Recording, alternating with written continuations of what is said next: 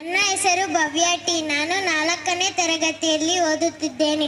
ನಾನು ಓದುವ ಶಾಲೆ ಹೆಸರು ಸರ್ಕಾರಿ ಹಿರಿಯ ಪ್ರಾಥಮಿಕ ಪಾಠಶಾಲೆ ಬುರುಡುಕುಂಟೆ. ನಾನು ಇವಾಗ ಅಭಿನಯ ಗೀತೆಯನ್ನು ಹೇಳುತ್ತೇನೆ.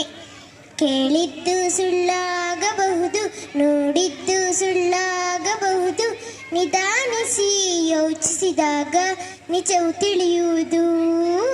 ನಿಧಾನಿಸಿ ಯೋಚಿಸಿದಾಗ ನಿಜವು ತಿಳಿಯುವುದು. ದೂರದಲ್ಲೊಂದು ಕಾಡಿತ್ತು, ಕಾಡಲಿ ಒಂದು ಮನೆ ಇತ್ತು, ಮುಂಗುಸಿ ಒಂದು ಅಲ್ಲಿತ್ತು, ಮನೆಯನ್ನು ಕಾವಲು ಕಾಯ್ತಿತ್ತು. ಆ ಮನೆ ಒಡತಿ ಗಂಗಮ್ಮ, ತೊಟ್ಟಿಲಿಲವಳ ಕಂದಮ್ಮ. ಮುಂಗುಸಿ ಅಲ್ಲದೆ ಬೇರೇನು ಮಗುವಿನ ಆಟಿಕೆ ಇಲ್ಲಮ್ಮ. ಮುಂಗುಸಿಯೊಡನೆ ಪ್ರೀತಿಯಲ್ಲಿ, ಮಗುವಿನ ಜೊತೆಗೆ ಪ್ರೇಮದಲ್ಲಿ ಬಾಳುತ್ತಲಿದ್ದಳು ಗಂಗಮ್ಮ. ಮುಂದೇನಾಯಿತು ಕೇಳಮ್ಮ. ಮನೆಯಲ್ಲಿ ನೀರು ಮುಗಿದಿರಲು, ಹೊಳೆಯ ಕಡೆಗೆ ಹೊರಟಿರಲು, ಮಗು ಇನ್ನು ಮಲಗಿರಲು ಮುಂಗುಸಿಯನ್ನು ಕೂಗಿದಳು.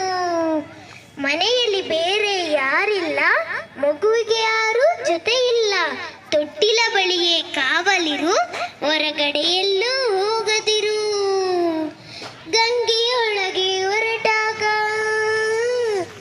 ಬೇಲಿಯಲ್ಲಿದ್ದ ಕರಿನಾಗ ಸರಸರ ಹರಿಯಿತು ರಭಸದಲ್ಲಿ, ಮನೆಯನ್ನು ಸೇರಿತು ನಿಮಿಷದಲ್ಲಿ, ಮನೆಯನ್ನು ಸೇರಿತು ನಿಮಿಷದಲ್ಲಿ.